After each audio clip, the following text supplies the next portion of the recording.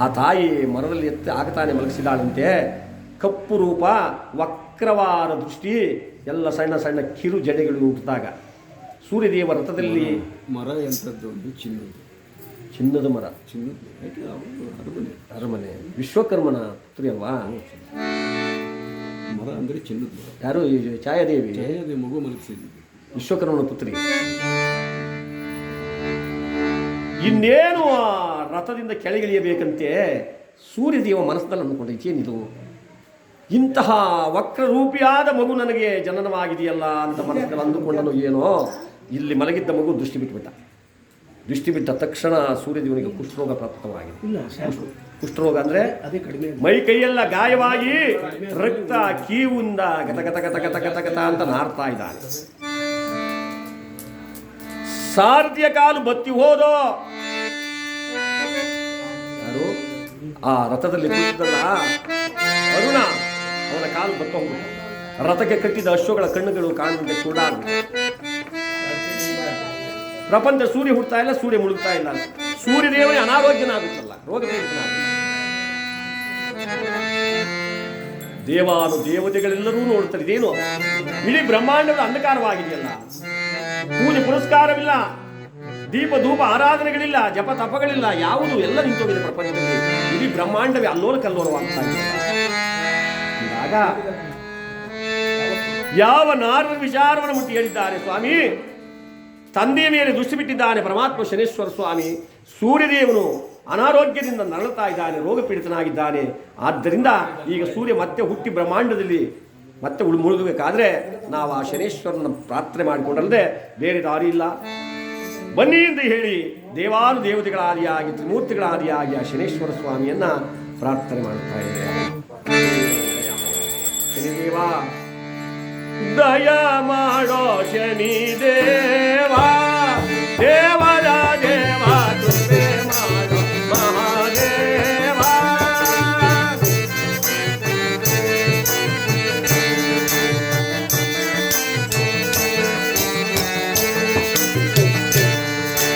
ಬಂದಿರುವ ದುರಿತವ ಪರಿಹರಿಸೋ ಮಹಾದೇವ.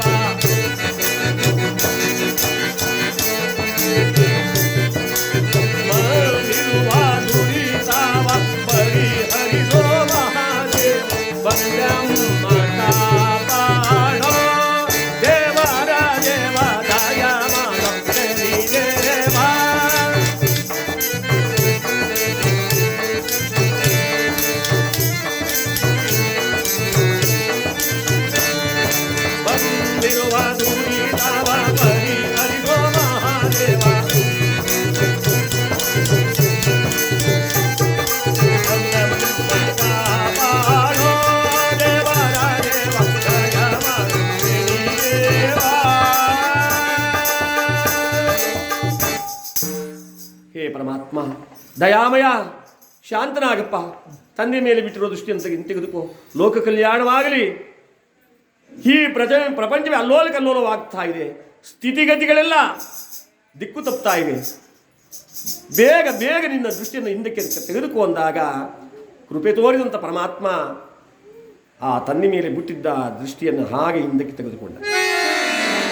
ಪ್ರಪಂಚದಲ್ಲಿ ಹಾಕ್ತಾನೆ ಸೂರ್ಯ ಹುಟ್ಟಿ ಸೂರ್ಯ ಮುಳುಗಲಾರಂಭಿಸಿದ ಅಂಥ ಮಹಾನುಭಾವ ಸ್ವಾಮಿ ಈ ಶನೇಶ್ವರ ಅಂದರೆ ಯಾವ ಸಿಂಹಾಸನಾಧೀಶನಾಗಿ ಕುಳಿತಿದ್ದ ಸತ್ಯವಂತ ಹೇಳಿದ, ನಿಲ್ಲಿಸಿ.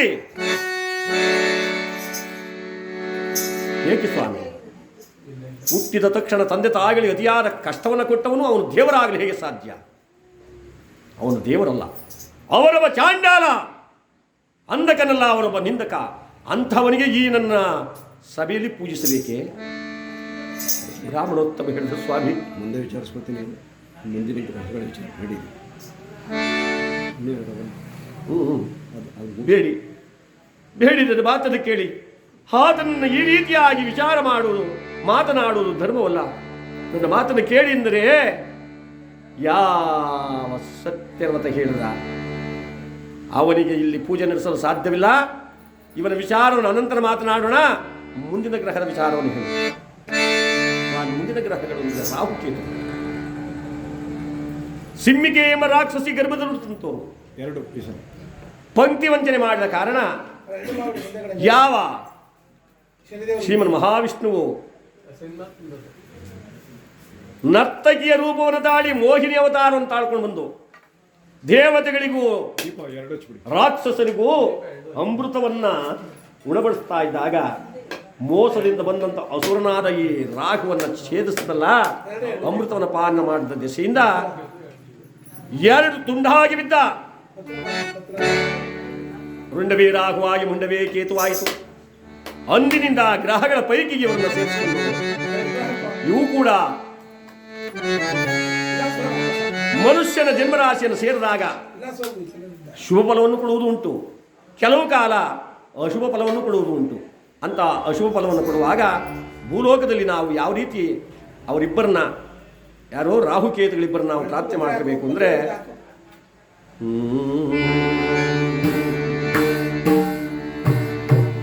ಅರ್ಧಕಾಯ ಮಹಾವೀರ್ಯ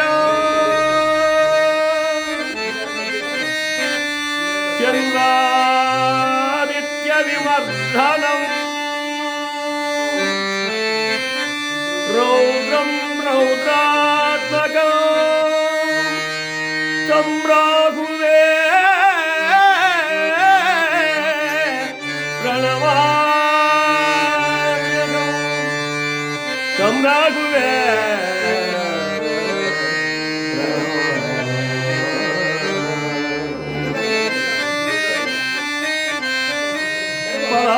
ಪುಷ್ಪ ಸಂಕಾಶ ತಾರಕಾಗ್ರಜಮಸ್ತಕೋ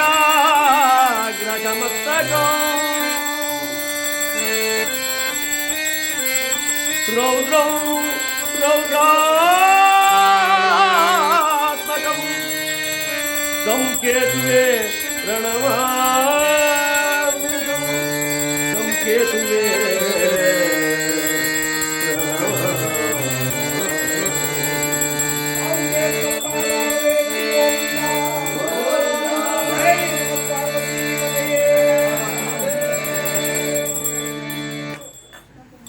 ಯಾವ ಬ್ರಾಹ್ಮಣೋತ್ತಮರು ಸತ್ಯವ್ರತ ಮಹಾರಾಜನ ಕೈ ಮುಗಿದು ಕೇಳ್ಕೊತಾರೆ, ಮಹಾಸ್ವಾಮಿ ಮಹಾರಾಜ, ನೀವು ನಮಗೆ ಅನ್ನದಾತರು, ತಪ್ಪಿದ್ದರೆ ತಿದ್ದಿ ಬುದ್ಧಿ ಹೇಳ್ತಕ್ಕಂಥವ್ರು, ನಿಮಗೆ ನಾನು ಬುದ್ಧಿ ಹೇಳ್ತಾ ಇದ್ದೀನಿ ಅಂತ ತಾವು ಮನಸ್ಸಿಗೆ ಬೇಸರ ಪಟ್ಟುಕೋಬಾರ್ದು. ದಯಮಾಡಿ ನಾನು ಕೈ ಮುಗಿದು ಹೇಳ್ತಾ ಇದ್ದೀನಿ, ಕೇಳಿ ನನ್ನ ಮಾತನ್ನ. ಆನಂದವಾಗಿ ಪೂಜೆ ನೆರವೇರಿದೆ, ಪೂಜೆಯನ್ನು ಸಮಾಪ್ತಿ ಮಾಡೋಣ. ಆ ಪರಮಾತ್ಮನಿಗೂ ಪೂಜೆ ಮಾಡಿಬಿಡಿ ಸ್ವಾಮಿ. ನಕ್ಕ ಸತ್ತಿರುವ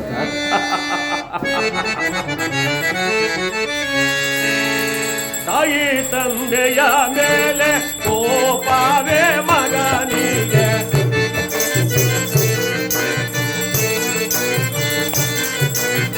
ಆಯಾ ತಿಳಿಯದು ನನಗೆ, ಆಯಾ ತಿಳಿಯದು ಮನವು ಕೊಯ್ಯುವುದು.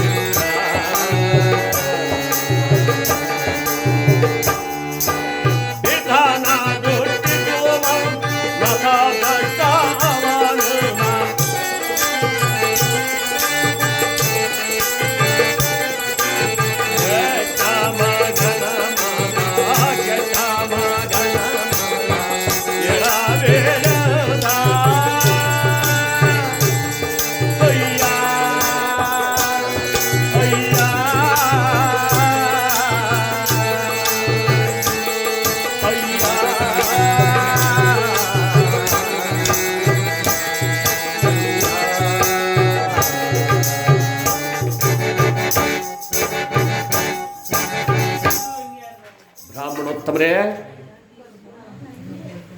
ಇದುವರೆಗೂ ನೀವು ಹೇಳಿದ ಗ್ರಹಕ್ಕೆಲ್ಲ ನಾನು ಪೂಜಿಸಿದೆ, ಆರಾಧಿಸಿದೆ, ಸಂತೋಷವಾಯಿತು.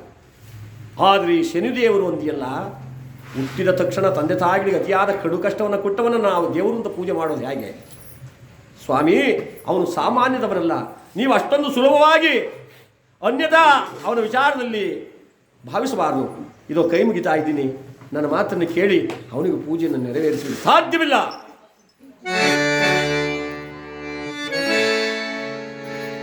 ಎಲ್ಲಿದ್ದಾನೆ ಅವನು? ಅವನಂತಹ ದೇವರೇ ಆದರೆ ನನ್ನ ಎದುರಿಗೆ ಬರಲಿ.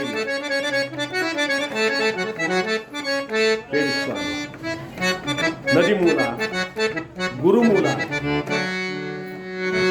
ದೈವ ಮೂಲ, ಋಷಿ ಮೂಲ, ಸ್ತ್ರೀ ಮೂಲವನ್ನು ಹುಡುಕಬಾರದು. ಈ 5 ವಿಚಾರವನ್ನ ಹುಡುಕೊಂಡು ಹೋದ್ರೆ ಏನು ಪ್ರಯೋಜನವಿಲ್ಲ. ಆ ದೈವನನ್ನ ನಾವು ಪರೀಕ್ಷೆ ಮಾಡಬೇಡಿ. ಅವನಿಲ್ಲದ ಜಾಗವಿಲ್ಲ, ಅವನಿಲ್ಲದ ಸ್ಥಳವಿಲ್ಲ, ಅವನಿಲ್ಲದ ನೆಲೆಯಿಲ್ಲ, ಎಲ್ಲೆಲ್ಲಿಯೂ ಅವನಿದ್ದಾನೆ. ಅರುಣೇನು ಪ್ರಕಾಷ್ಟ ಪ್ರಪೇರಿಕಾರಿ ಬ್ರಹ್ಮ ಪರ್ಯಂತ್ರ ಒಡಕವಾಗಿದ್ದಾನೆ. ಕಲ್ಲಲ್ಲಿ, ಮುಳ್ಳಲ್ಲಿ, ಕ್ರಿಮಿಕೀಟಗಳಲ್ಲಿ ಎಲ್ಲೆಲ್ಲಿಯೂ ಅವನಿದ್ದಾನೆ ಎಂದ ಮೇಲೆ ಅವನ್ನ ಯಾಕೆ ಪರೀಕ್ಷೆ ಮಾಡ್ತಾ ಇದ್ದೀರಾ? ಇಲ್ಲ, ಅವನಂತಹ ದೈವವಾದರೆ ಬರಲಿ ನನ್ನ ಎದುರಿಗೆ. ಇಲ್ಲವಾದರೆ ನಿನ್ನ ಶಿರಚ್ಛೇದನ.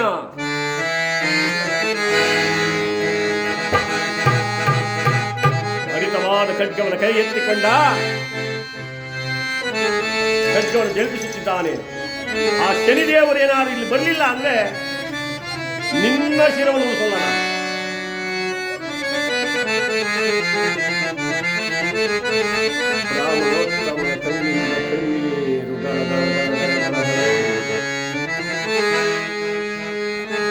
ಪರಮಾತ್ಮ ಶನಿದೇವ, ಅನಾಥ ರಕ್ಷಕ, ಭಾನು ರಕ್ಷಕ, ಸ್ಮರಣೆಗೈದವರಿಗೆ ಗತಿಯ ತರಬಹುದೇನೋ ಒಡೆಯ.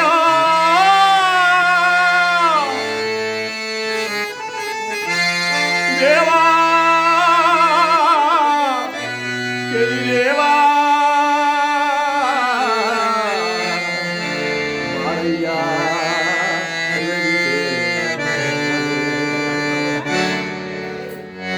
ನಿನ್ನನ್ನು ಸ್ಮರಣೆಗೈದವರಿಗೆ ಗತಿ ತಂದುಬಿಟ್ಟಲ್ಲ. ನೀನು ಬರಲಿಲ್ಲ ಅಂದ್ರೆ ಈ ಮಹಾರಾಜ ನನ್ನ ಶಿರವನ್ನು ತೆಗೆದು ಬಿಡ್ತಾನೆ. ನಿನ್ನಿಂದಲೇ ನನ್ನ ಪ್ರಾಣ ಹೋಯಿತು ಅಂದ್ರೆ ನನಗೆ ಚಿಂತೆ ಇಲ್ಲ. ನೀನೆಲ್ಲಿದ್ದೀಯಪ್ಪ? ಎಲ್ಲಡಗಿರುವೆ? ಬೇಗ ಬಾ, ಓಡಿ ಬಾ, ಓಡಿ ಬಾ ಅಂತ ಕಣ್ಣಲ್ಲಿ ಕಣ್ಣೀರನ್ನು ಹರಿಸ್ತಾ ಇದ್ದಾನೆ. ಆ ಭಗವಂತ ನನ್ನ ಅನನ್ಯ ಭಕ್ತಿ ಬಾ ತಂದೆ ಶನಿದೇವ, ನಿನ್ನ ಮನಸಾರ ಪೂಜಿಸುವೆ. ತಂದೆಯೂ ನೀನ, ನಾನು ನಂಬಿ ಹೋಗುವೆನಪ್ಪ.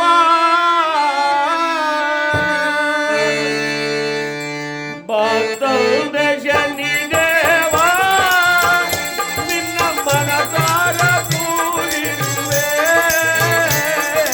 ಬಾ ತಂದೆ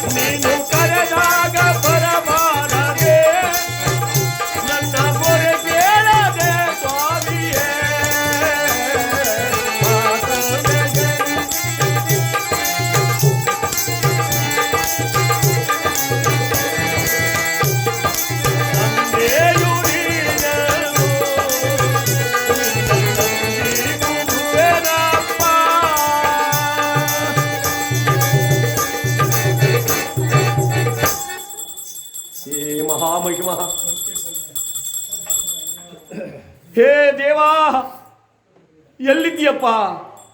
ಬೇಗವಾ, ಓಡಿವಾ ಎಂಬುದಾಗಿ ಅನನ್ಯ ಭಕ್ತಿಯಿಂದ ಕಣ್ಣಲ್ಲಿ ಕಣ್ಣೀರನ್ನು ಎರಡು ಕೈಗಳನ್ನು ಜೋಡಿಸಿ ಆ ಭಗವಂತನನ್ನ, ಆ ಛಾಯಾತನೆಯನ್ನ ಕರೀತಾ ಇದ್ದಾನಂತೆ. ಪರಮಾತ್ಮ ಅಂತರಿಕ್ಷದಲ್ಲಿ ಸಂಚಾರಾರ್ಥವಾಗಿ ಬರ್ತಾ ಇದ್ದಾನೆ. ಕಾಗೆ ಕಟ್ಟಿದ ತೇರಿನಲ್ಲಿ ಆ ರಥದಲ್ಲಿ ಕುಳಿತುಕೊಂಡು ತಾರಾಮಂಡಲವನ್ನು ಬಿಟ್ಟು ಅಂತರಿಕ್ಷದಲ್ಲಿ ತಾನು ಸಂಚಾರ ಮಾಡ್ತಾ ಬರ್ತಾ ಇರ್ಬೇಕಾದ್ರೆ ಸತ್ಯವ್ರತ ಮಹಾರಾಜನಾಡಿದ ನಿಂದನ ವಾಣಿಯ ಭಗವಂತನ ಕಿವಿಗೆ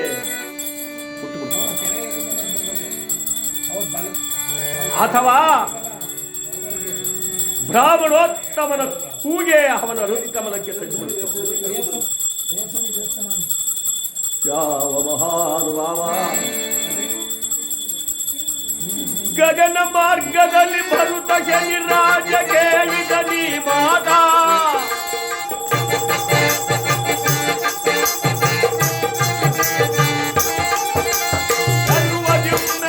ಅರಸನ ಗರ್ವ ಭಂಗ ಮಾಡಲು ತಾನಾದ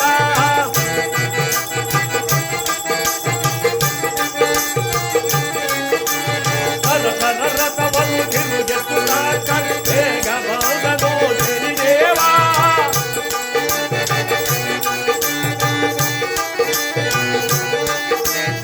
ಆಗ ಬಂದನ ಮಗದೇವ, ಆಗ ಬಂದನ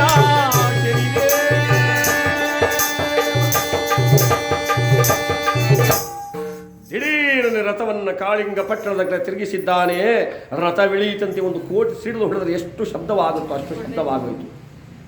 ರಥದಿಂದ ಕೋಪ ವಿಶೇಷದಿಂದ ಸಿಂಹಾಸನಾಧೀಶನಾಗಿ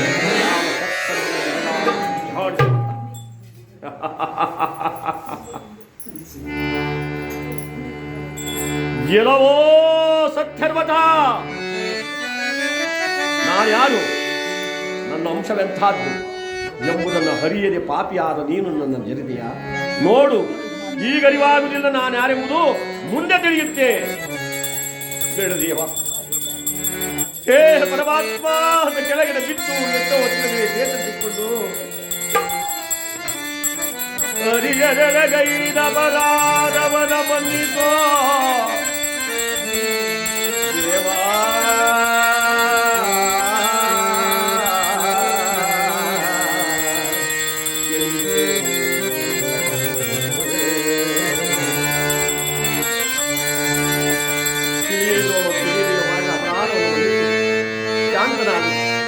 ಒಂದು ವೃಕ್ಷದಲ್ಲಿ ಭಾಗವಶವಾದ್ರೆ ಆ ವೃಕ್ಷವನ್ನು ಛೇದಿಸುವುದು ಯಾವ ಧರ್ಮ? ಜಗತ್ತಿಗೆ ನೀನೊಬ್ಬ ತಂದೆಯಲ್ವೇ, ನಾವೆಲ್ಲರೂ ನಿನಗೆ ಮಕ್ಕಳಲ್ವೇ, ಆ ಪುತ್ರ ವಾತ್ಸಲ್ಯದಿಂದ ಕಾಪಾಡು ಅಂತ ಹೇಳಿ ಭಗವಂತನ ಪಾದವನ್ನು ತಬ್ಬಿಕೊಂಡು ಕಣ್ಣೀರನ್ನು ಸುರಿಸುತ್ತ ಸತ್ಯರ್ವತ ದೇವಾ ಪಾಮರನೋಳು ಕೃಪೆಯ ಶನಿದೇವಾ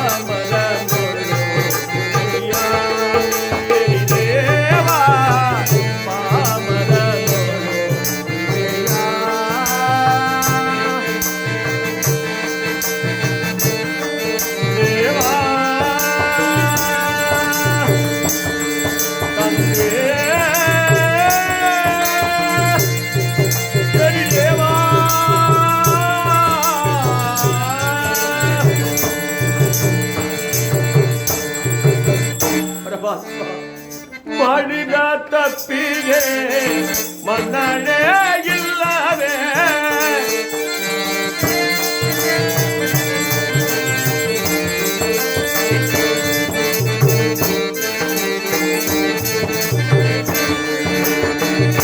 ಮಾಡಿದ ತಪ್ಪಿಗೆ ಮನ್ನಣೆ ಇಲ್ಲವೇ ಕರವನು ಮುಗಿವೆ ಕರುಣೆಯ ತೋರೋ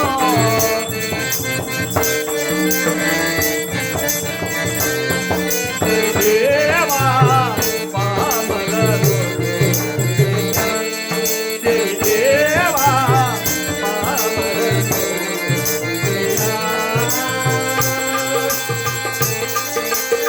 ಒಡೆಯ ಒಡೆಯ ಕರುಣವಾ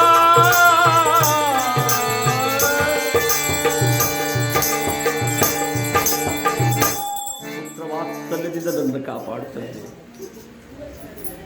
ಪಿತನ ಸುತನು ದೂಡುವರಲ್ಲದೆ ಸುತರ ಪಿತನು ಎಂದಿಗೂ ದೂಡುವುದಿಲ್ಲ. ಆ ಪುತ್ರ ವಾತ್ಸಲ್ಯದಿಂದ ನನ್ನನ್ನು ನೋಡು ಅಂತ ಹೇಳಿ ಅಡಿಗಡಿಗೆ ಧ್ಯಾನ ಮಾಡಿ ಅಂಗಲಾಚಿ ಬೇಡಿದರು. ಪರಮಾತ್ಮ ಹೇಳ್ದ, ನಿನಗೆ ರಾಜ್ಯ ಮದ, ಅಂತಹ ನಿನ್ನ ರಾಜ್ಯವನ್ನು ಪರರ ಪಾಲನಾಗಿ ಮಾಡಿ ನೀರೇ ಒಂದು ಕಡೆ, ನೀನು ಸತಿಯೇ ಒಂದು ಕಡೆ ಅಗಲವಂತೆ ಮಾಡುತ್ತಿದ್ದೆ. ತಿನ್ನು ಅಥವಾ ತನ್ನಕ್ಕೆ ತೊಟ್ಟು ನೀರಿಗಾಗಿ ಅಲೆವಂತೆ ಮಾಡದಿದ್ದರೆ ನಾನು ಶನಿದೇವನೇ ಛಾಯಾಸುತನೇ. ನೋಡು